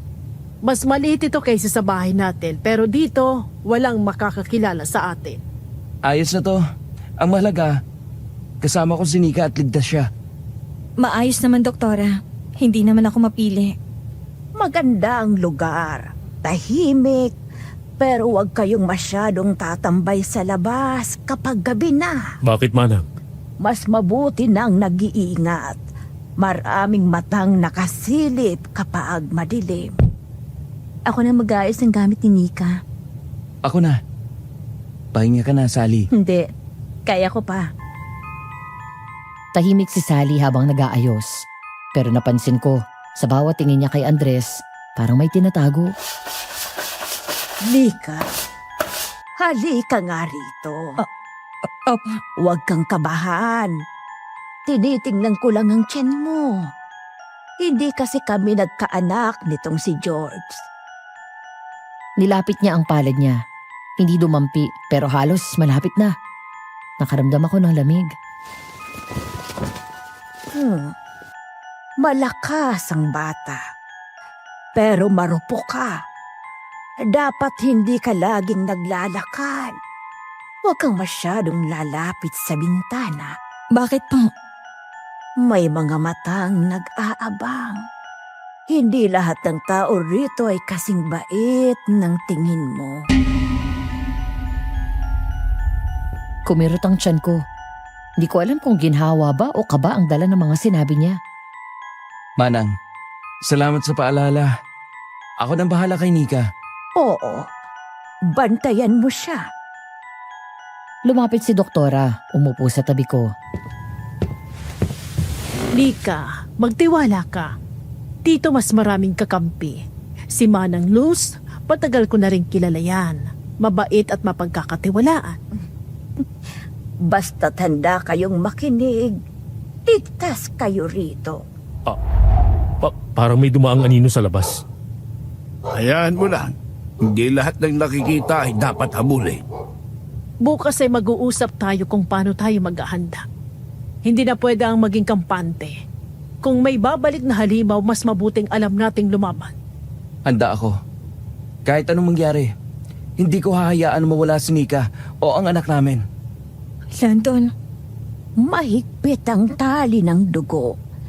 Pero tandaan mo, Nika, hindi lahat ng nagmamahal ay tunay na kakampi.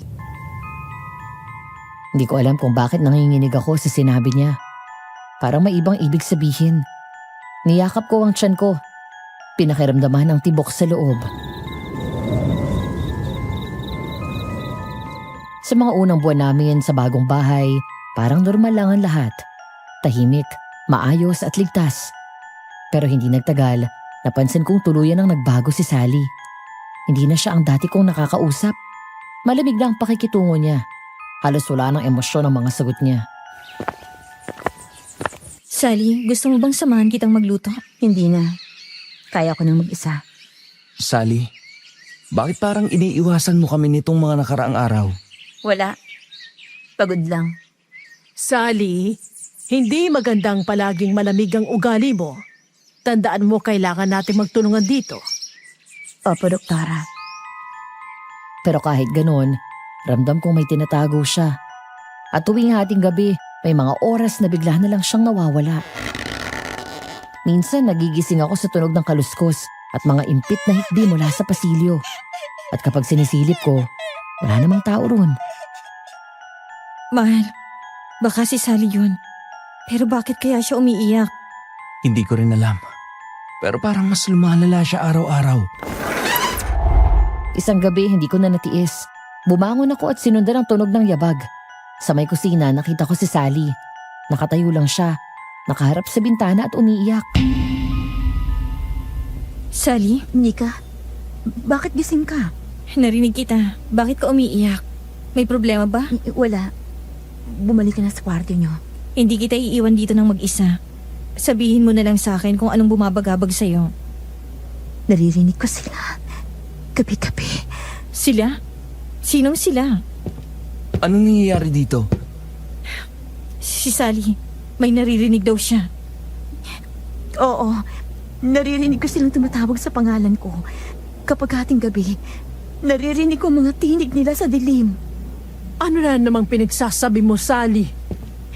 Hindi po ako nagsisinungaling. Totoo po. Naririnig ko silang bumubulong. Minsan nga may kumakatok pa sa bintana. Napatingin kaming lahat. Totoo, may kumatok. Halos kumalabog ang dibdib ko sa kaba.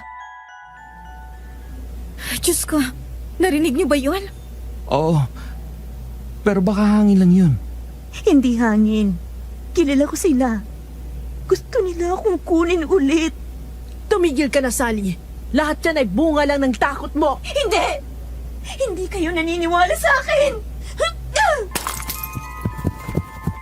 Tumakbo siya palabas ng kusina. Ako naman lumapit kay Landon. Mahal, nakakatakot na siya. Hindi ko na siya maintindihan. Naiintindihan kong takot mo. Pero hindi natin siya pwedeng pabayaan. Kapamilya na natin siya dito. Maya-maya narinig naming bumaba si Andres. Halata rin ang pag-aalala sa mukha niya. Ano na naman bang nangyayari? Narinig kong sigaw ng kapatid ko. Andres, umiiyak si Sally. May naririnig daw siyang mga tinig. Ayan na naman kayo eh. Simula nang sumama siya rito, hindi na siya tumigil sa mga ganitong kwento. Ano ba talagang ginagawa niya sa kapatid ko? Andres, huwag mo akong pagbintangan. Ginagawa kong lahat para alagaan siya. Pero bakit lalo siyang nasisira? Dati masayahin siya. Ngayon parang bangkay na lang siyang naglalakad. Biglang bumalik si Sally. Tama si Kuya. Hindi ako ligtas dito. Sally, ano ba? Ano ba talagang nakikita mo? Sabihin mo na. Nakikita ko sila. Nasa paligid lang sila. At kapag hindi ko sila sinamahan, kayo naman ang kukunin nila. Ano yun? Diyos ko, hindi yun normal na hayop. O walang ibang na dito. Sarado lahat ng pinto at bintana. May gumagalaw sa bubong. Sabi ko na nga ba, nandito sila. Nakikita ko, may anino na gumagapang. Kailangan nating lumaban kung sakali. Diyos ko, Lando, natatakot ako. Huwag kang matakot. Hindi kita pababayaan. Huwag niyo silang pabuksan. Kapag pumasok sila, katapusan na natin. Manahimik kayong lahat. Ako ang bahala rito. Paano ka magiging bahala kung gabi-gabi tayong ginugulo? Doktora, anong tinatago mo? May kumakatok. Landon, may kumakatok sa pinto. Huwag ninyo buksan! Nararamdaman ko sila. Naaamoy nila ako at ang bata. Bakit kami pa ng anak ko? Hindi ko hahayaang madamay kayo ng anak natin. lalong lumakas ang kalabog. Para bang sinisikap ng nilalang na makapasok.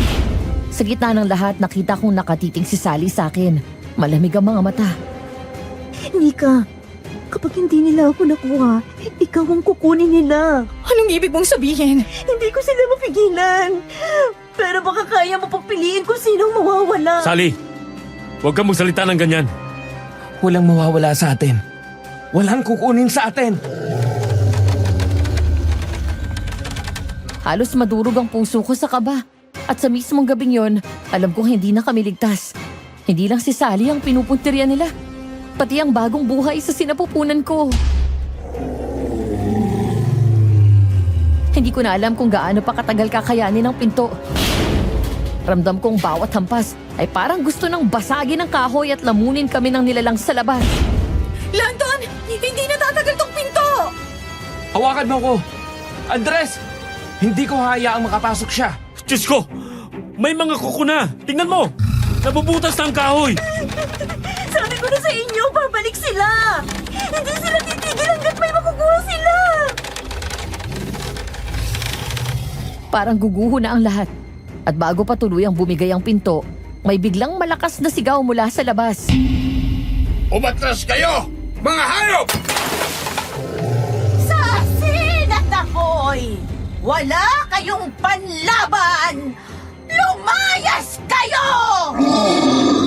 Napaurong ang halimaw. Narinig ko ang mabilis na yabag nito sa lupa palayo sa bahay. Ang malakas na kalabog at ungol ay unti-unting naglaho sa dilim. Umalis na siya! Binuksan ni Manong George ang pinto. Pawis na pawis at may daladalang bote na may langis.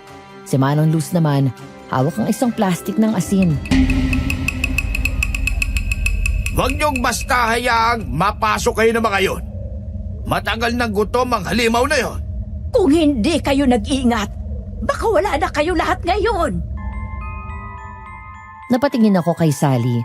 May gusto sana siyang sabihin pero nananahimik na lang. Ako naman, napahawak ulit sa tiyan ko habang pinapahid ang pawis sa noo. Paano niyo sila napaalis? Hindi na mahalaga kung paano. Ang mahalaga, iligtas kayo. Pero hindi ibig sabihin nito ay tapos na. Babalik siya. At kapag bumalik, mas malakas na siya. Anong dapat nating gawin? Maganda. Palibutan ng bahay ng asin at bawang. Huwag hayaang may kahit anong siwag na pwede nilang pasukan. At hanggang kailan tayo magtitiis sa ganito? Hindi ba't kailangan nating lumaban? Laban. Hindi niyo alam kung sino ang kalaban. Hindi siya basta nilalang. Isa siyang matandang aswang na matagal nang nangunguha ng kaluluwa rito. Napalunok ako. Ang kaba sa dibdib ko lalo pang bumigat. Kung ganon, hindi pa pala tapos ang lahat. Akala ko magiging ligtas tayo rito. Hindi. Hindi pa talaga tapos.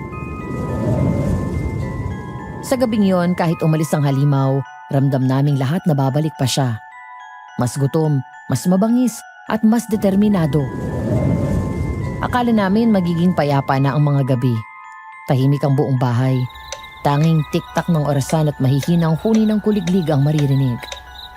Nakahiga ako sa kama. Pilit pinapakalma ang sarili habang mahigpit ang kapit ko sa tiyan ko. Akala ko, makakatulog na rin ako ng mahimbing. Pero bigla akong nagising. May umiiyak. Isang tinig ng batang babae. Mahina pero malinaw. Napabangon ako agad. Landon, naririnig mo ba yun? Oo. Parang may umiiyak na bata. Lumabas kami ng kwarto. Kasunod namin sina Andres, Manong George at Manang Luz. Tahimik kaming naglakad. Ang bawat yapak ay parang pumapalo sa dibdib ko. Pagdating sa sala, nanlaki ang mga mata ko. Nandoon si Sally. Bitbit niya ang isang batang babae na humahagulgol. Hila-hila niya ito na parabang isang laruan lang. Sally, anong ginagawa mo? Kailangan ko siya. Kapatid, anong ibig mong sabihin kailangan mo siya? Bakit? O Diyos ko! Si Mariel! Paano mo siya nakuha, Sally? Ang batang babae, nanginginig, humihikbi habang nakatingin sa amin. Halos masira ang puso ko sa awa. Ate, masakit po. Huwag niyo ko ilahin. Gusto ko na po umuwi.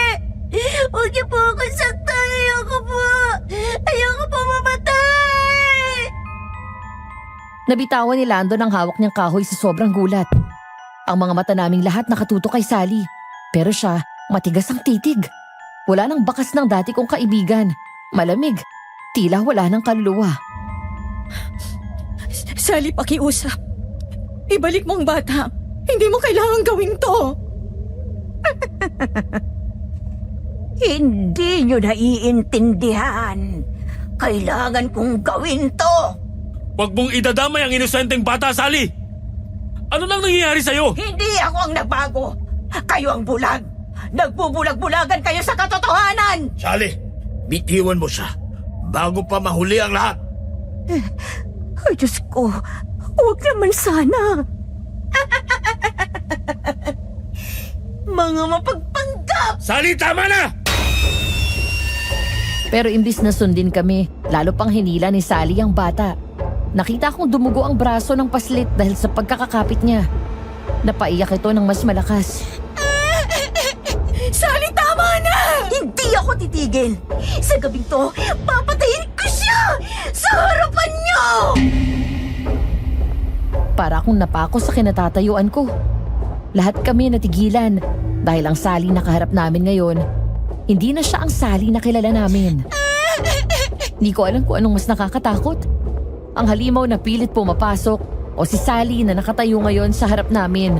Awak ang isang paslit at malamig na nagsabing papatayin niya ito. Ramdam ko ang panginginig ng katawan ko. Hawak-hawak ko ang tiyan ko na para bang gustong kumawala ng sanggol sa sinapupunan ko dahil sa sobrang kaba. Sally, bakit mo ginagawa to? Hindi ko ginusto, pero kailangan. Kailangan kong sundin. Kapatid, hindi! Huwag mong sabihin! Huwag makialam, kuya! Hindi mo alam kung anong pinagdadaanan ko! Sally, kung may kailangan ka, sabihin mo. Pero wag mong idamay ang inosenteng bata. Hindi ako may kailangan sa kanya. Si Doktora! Ano? Anong kinalaman ni Mama sa lahat ng to? Halimaw ang mamamulan doon! Siya ang may kasalanan ng lahat ng ito! Halos sabay-sabay kaming napalingon. Doon mula sa dilim ng hallway lumabas si Doktora Lucina. Nakaputing bestida, pero sa mata niya may kakaibang ningning. Hindi iyon ang mabait at mapagkalingang doktor ang nakilala namin, kundi isang malamig na nilalang na mistulang may tinatago. Tama si Sally. Ako ang may kailangan sa bata. Doktora, anong sinasabi mo? Patawarin niyo ako! Pero totoo, siya ang dahilan kung bakit ako nayanggaw. Ano? Oo! Siya ang nag-utos. Plinano niya talagang makagat ako. Siya pa mismo ang nagpakagat sa akin kay Manang George para daw magkaroon siya ng alalay. Alalay na walang magagawa kundi sundin ang lahat ng utos niya. Simulat sa pool, sila ang may kagagawa ng lahat kung bakit may aswang. Ako ang aswang! Para akong pinagsakluban ng langit at lupa. Ramdam ko ang pag-ikot ng ulo ko. Ang babaeng akala kong mabuti at mapagkalinga, siya pala ang ugat ng lahat ng bangungot. Hindi. Hindi ako naniniwala. Maniwala ka, Nika. Lahat ng ginawa ko may dahilan. Kailangan ko ng dugo. Kailangan ko ng mga alay. Dahil sa bawat buhay na iniaalay sa amin, mas lalo akong lumalakas. Mas yumayaman. Mas nagiging makapangyarihan. Ma! Diyos ko! Lahat ng ito! Totoo! Oo, anak. At oras na rin para malaman mo ang totoo tungkol sa akin. Hindi lang ako ang halimaw dito. Ano pa nga bang magagawa namin kundi umamin? Oo, totoo. Matagal na namin plano ito. At ngayon, wala na kayong ligtas! Diyos ko! Kayo rin! Patawad. Pero kailangan ko sundin ang lahat ng utos nila. Kailangan ko kumuha ng mga bata, ng mga inosente. Sally! Bakit hindi ka lumaban? Dahil kung hindi, ako mismong papatayin nila. Ako ang gagawing susunod na alay. Tama siya. Kung hindi ko siya pinayagang mabuhay bilang nayanggaw, wala na siya ngayon. Pero mas kapaki-pakinabang siya bilang alalay ko. Napahawak ako sa tiyan ko. Parang sasabog sa takot sa bawat salitang lumalabas sa bibig ni Doktora. At ako, anong balak niyo sa akin? Ikaw, Nika, may mas malaking papel. Ang bata sa sinapupunan mo. Siya ang susunod naming alay. Huwag! Hindi ninyo pwedeng gawin yun, Mama! Apo mo ang bata! Anak, hindi mo pa rin ba naiintindihan? Ang lahat ng yaman at kapangyarihang nakamit ko.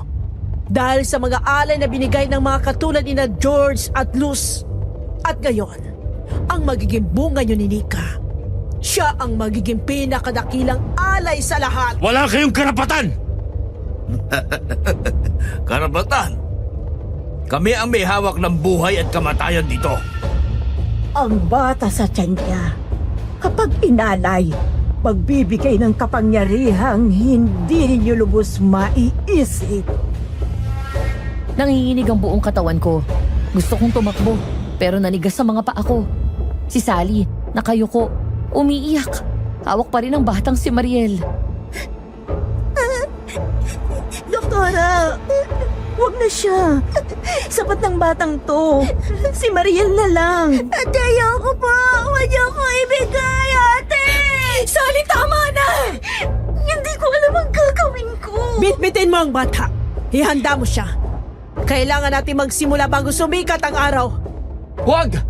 Mama, tigilan mo na to! Hindi mo ako mapipigilan, anak. Kahit ikaw pa ang humarang, hindi mo kayang baguhin ang kapalaran ng pamilyang ito. At doon ko napagtanto, lahat ng nangyari mula pa noong simula, planado. Ang pagpunta namin dito, ang pagkakagat kay Sally, ang lahat ng pag-atake ng mga halimaw. Lahat yon bahagi ng mas malaking plano ni Doktora. Bakit? Bakit, Doktora? Bakit kailangan mong gawin to? Dahil hindi sapat ang maging mabait. Ang tunay na kapangyarihan na kukuha lang sa dugo. At sa gabing yon, habang hawak ni Sally si Mariel, at habang nakatitig sa akin si Doktora na may malamig na ngiti, alam ko nagsisimula na ang pinakamadilim na bangungot ng buhay ko. Para kaming naipit sa bangungot na walang gisingan. Nakatayo sa harap namin sina Doktora Lucina, Manong George at Manang Luz. Hindi na sila tao, kundi mga halimaw. Ang mga mata nila ay mapupula, ang ngipin mahahaba, at ang hininga amoy bulok na karne. Kumakabog ang dibdib ko lalo na't hawak ko ang tiyan ko.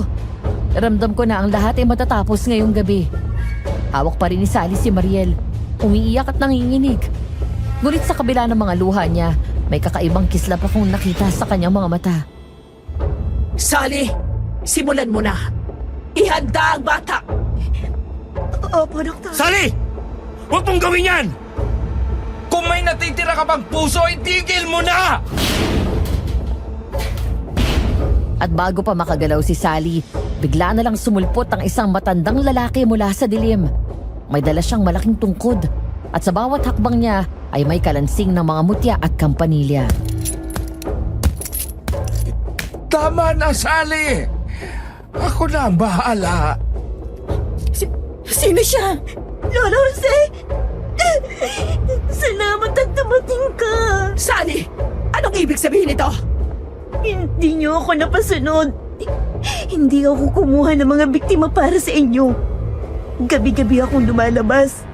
Hindi para manghuli ng mga bata, kundi para hanapin siya. At natagpuan niya ako. Matagal ko nang alam ang kasamaan ng inyong pamilya. Luz, matagal na kitang pinagmamasdan. Pero ngayon, oras na para tapusin ito. Matanda. Wala kang laban, Sally. Marami na ang nagbuwis ng buhay na naghangad na durugin kami. Magiging isa ka lang din sa kanila. Napaatras ako sa kaba. Hindi ko alam kung kanino ako dapat kumapit. Pero nakita ko ang tapang sa mukha ni Sally. Ibang Sally na ang kaharap namin. Sally, ibig sabihin... Oo, Nika. Gusto kong matapos na ang lahat. Pagod na akong maging alipin. Pagod na akong matawag na halimaw. Kaya nilito ko sila. Pinaniwala akong tapat akong alalay. Pero ang totoo, gabi-gabi, humihingi ako ng tulong kay Lolo Jose. Kapatid? Patawarin mo ako, kuya. Ginawa ko lang to para matigil na ang sumpa. Sinungaling! Isang malaking pagkakanulo! Sally, akala ko tapat kang alalay sa akin! Noon, Doktora. Pero ngayon, hindi na ako sunod-sunuran. Hindi ko hahayaang kunin ako ng dilim. Lucina! George! Luz! Tapos na ang panlilinlang ninyo. Lahat ng dugo at alay na ninakaw ninyo, babalik sa inyo ngayong gabi. Pero paano, Lolo? Paano mo sila mapipigilan? Hindi ninyo kailangang lumaban. Ako ang haharap sa kanila. Pero kailangan ko ang tapang ninyo at ang pananampalataya. Biglang umingay ang paligid. Ang mga bintana ay sabay-sabay na nabasag. Tumitili ang hangin at mula sa anyo ni na Doktora, George at Luz, unti-unting lumitaw ang tunay nilang balat. Kulubot, may mahahabang kuko at mga matang pulang-pula. Diyos ko! Mga halimaw nga sila! Hindi ka makakatakas, Nika. Kahit si Jose pa ang kakampi ninyo. Hindi matatapos ang gabi nang hindi namin nakukuha ang sanggol sa tiyan mo. Hindi ninyo siya makukuha. Napapikit ako dahil sa matinding liwanag na nagmula sa tungkod ni Lolo Jose. Nang imulat ko ang mga mata ko, nakita kong napaatras ang 3 halimaw. Umuusok ang kanilang balat na tila nasusunog ng liwanag. Hindi! Hindi pa ngayon! Tapos na, Doktora. Tapos na ang paghihirap ko. Sally! Ay, Kuya, huwag kang matakot. Hindi na nila magagamit ang anak ni Nika. Hindi na nila makukuha si Mariel. Sa liwanag ng may kapal, winawasa ko ang dilim na bumabalot sa bayang ito. Sa bawat salitang binibitawan niya, lalo pang nangihina ang 3 halimaw. Pero ramdam kong hindi sila basta-bastang susuko. Hindi niyo ako matatalo! Ako ang ugat ng lahat! Ako ang may hawak sa buhay ng nayanggaw! Sally, bumalik ka sa akin! Utusan kita! Hindi mo na ako alipin! Ngayon, ako na mismong tatapos sa'yo! Nagsimula ang sagupaan sa mismong harap namin. Si Lolo Jose, hawak ang kanyang tungkod na kumikislap sa liwanag. Si Sally, sa kabila ng kanyang sumpa, nakalaban na ng buong tapang. At kami, nakamasid, nanginginig pero handang humawak ng lakas sa anumang paraan. Mahal, hindi tayo pwedeng umatras. Oo, pero Diyos ko, Landon. Paano kung hindi sila magtagumpay? Kakayanin nila. Kakayanin natin. At sa gabing yun, sa gitna ng liwanag at dilim, nagsimula ang tunay na laban. Ang laban na magtatapos sa pamilya ng mga halimaw o magbabaon sa amin sa walang hanggang bangungot. Hindi na ninyo mahahawakan ang mga inosente. Nakatayo sa gitna si Lolo Jose. Hawak ang isang lumang itak na kumikintab sa ilalim ng ilaw. May nakapulupot na buntot pagi sa hawakan. Sa kabilang kamay, may maliit na bote ng langis na kumikislap at amoy bawang. Jose, akala mo talaga kaya mo kami tapusin? Hindi ako mag-isa. Sa gilid, tumayo si Sally. Huminga ng malalim at humawak ng asin na nakahanda. Alam ko ang bawat kahinaan nila. Ngayon, gagamitin ko laban sa kanila! Sally! Ingat ka! Walang pasabi, sumugod si Manong George. Ang bilis niya! Parang leon. Inundayan niya ng suntok si Lolo Jose, pero nasalag ng matanda gamit ang buntot pagi. Napaatras si Manong George. Napasok ang balat sa braso niya. Alam mo naman ang epekto ng kamandag ng buntot pagi, hindi ba? Hindi pa nakaka-recover si Lolo Jose nang tumalo naman si Manong Luz. Nakalawit ang mahahabang kuko. Pero nauna si Sally. Isinaboy niya ang asin diretso sa mukha ni Manang Luz. Masakit! Hindi niyo na ako alipin! Napaatras si Manang Luz. Hawak ang mukha niya. Nagsisigaw. Samantala si Jose umatake pabalik kay Manong George. Isang mabilis na saksak gamit ang itak sa balikat. Animal ka! Hindi ka na makakapanghimasok sa mga inosente! Si Dr. Lucina naman nakatingin lang. Ngumisi at saka nagmistulang umusal ng kakaibang wika. Hindi niyo ako kaya! Ako ang ugat ng lahat! Parang lumamlam ang ilaw sa paligid. Naramdaman kong lumamig ang hangin. Landon! Ano to? Huwag kang bumitaw, Nika! Agad na nagbukas ng bote ng langis si Lolo Jose at itinapon ito sa sahig. Kumalat ang amoy ng bawang at pinaghalong damo. Napaatras si Doktora. Napangiwi ang mukha. Sally! Sunugin mo na! Agad na sinindihan ni Sally ang tela na binasa ng langis. Itinapon niya ito sa gilid kung saan naroon si Manang Luz. Umiyak ng malakas ang halimaw nang tamaan ng apoy ang katawan niya.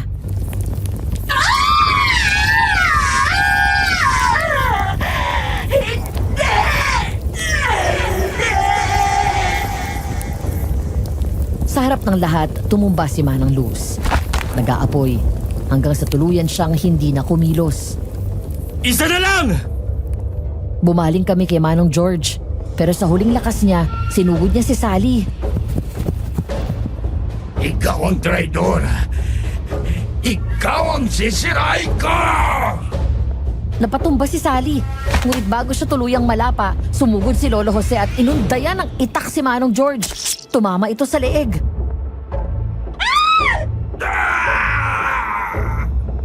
Tumumba ang halimaw.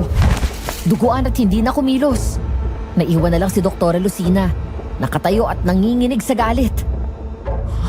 Ang mga traidor! Hindi niyo alam kung anong ginawa niyo! Alam ko! Tinatapos ko lang ang kasamaan mo! Naglaban sila. Sa bawat suntok at hiwa ng kuko ni Doktora, sinalag ni Lolo Jose ng itak at buntot pagi. Dumugo ang braso ng matanda, pero hindi siya bumigay. Doktora! Ito ang kabayaran ng lahat ng kasamaan mo! Binasag ni Sally ang bote ng langis sa katawan ni Doktora. Agad itong sinindihan ni Lolo Jose gamit ang posporo. Hindi! Hindi! Ako ang pinakamakapangyarihan!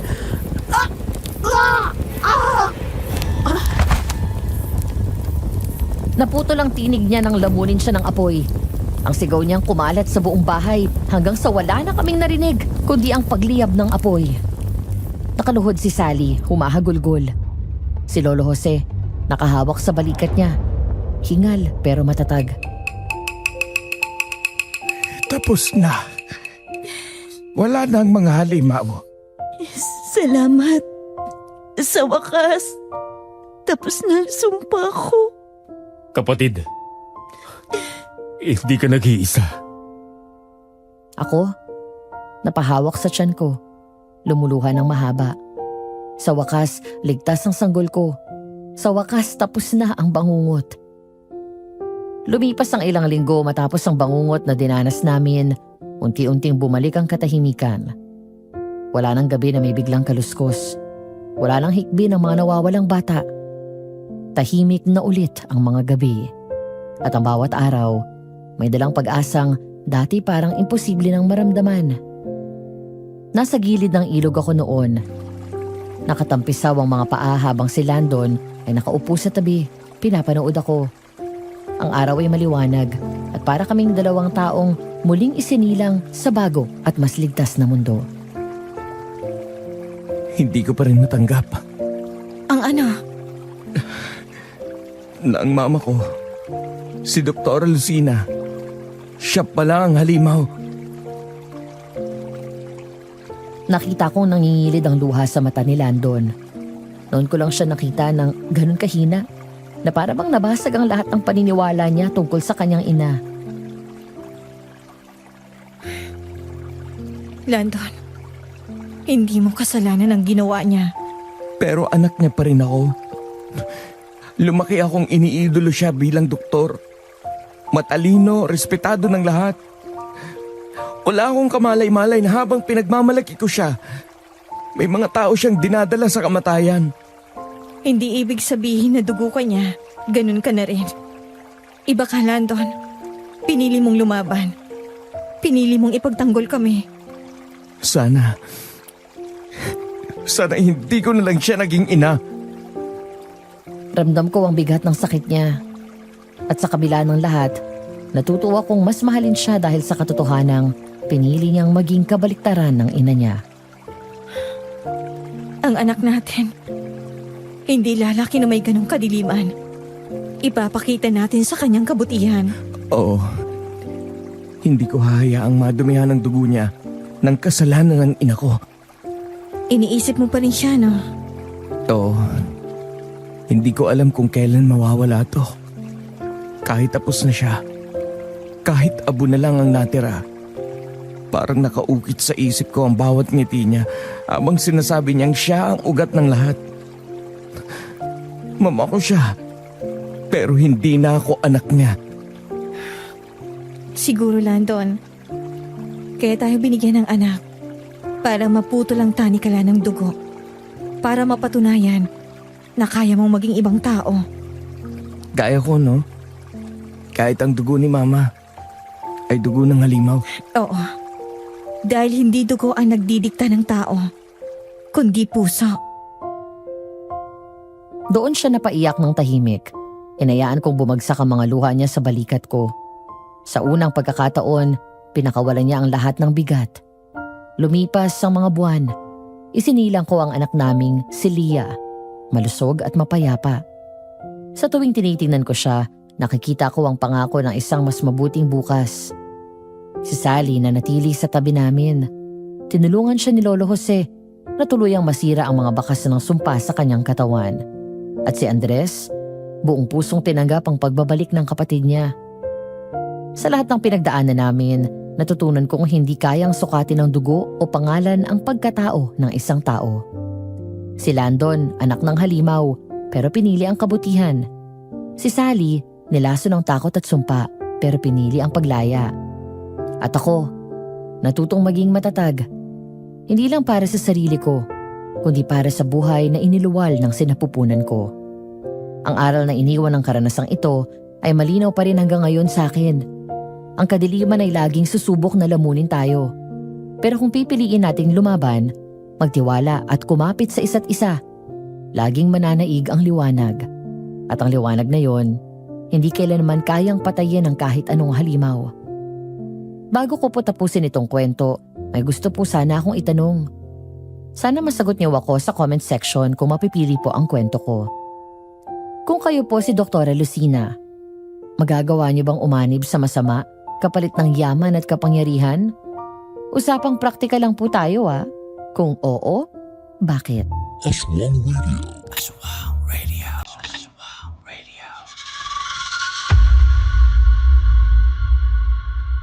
Ay naku, nandito na naman ang inyong DJ Yumi. At alam niyo na grabe itong istorya natin today. Dalagang alalay ng mayamang doktora na yanggaw sa baryo ng Capiz. Ibang level mga beshi. Akala ko nung una simpleng kwento lang ng isang mabait na doktora na laging handang tumulong. Pero habang lumalalim ang eksena, aba, may sikreto palang tinatago si Dr. Lucina. At ang tanong ngayon, anghel ba talaga siya ng kabutihan o anghel ng kamatayan?